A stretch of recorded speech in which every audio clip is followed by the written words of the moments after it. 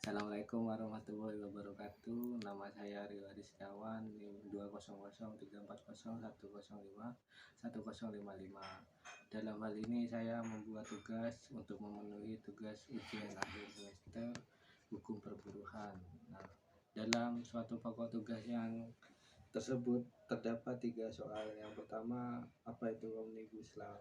Omnibus Law adalah sebuah undang-undang yang ditujukan untuk pekerja, di mana undang-undang tersebut masih belum disahkan karena undang-undang tersebut mengalami polemik. Dan yang kedua, apa saja undang-undang yang mengalami polemik tersebut? Ya, yang pertama yaitu ada di pasal 88, di mana terdapat tentang upah minimum pegawai. Jadi tiap suatu daerah itu tidak sama antara daerah A dan B.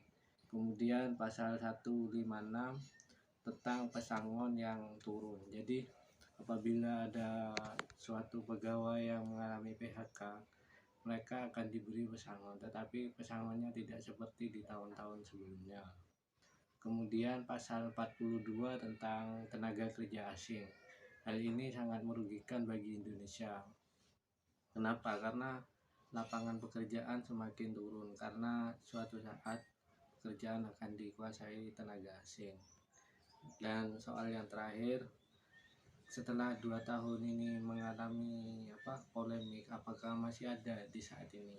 Ya jelas ada, karena guru-guru di Indonesia saat ini masih belum tercapai kesejahteraannya dan bekerja melebihi jam batas maksimal. Sekian, terima kasih. Assalamualaikum warahmatullahi wabarakatuh. Waalaikumsalam warahmatullahi wabarakatuh.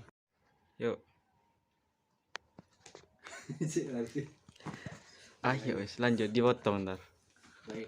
Assalamualaikum warahmatullahi wabarakatuh. Nama saya Riwari Setiawan, NIM 2003401051055. Dalam hal ini saya membuat tugas untuk memenuhi tugas ujian akhir semester hukum perburuhan. Nah, dalam suatu pokok tugas yang tersebut terdapat 3 soal. Yang pertama, apa itu Omnibus Law?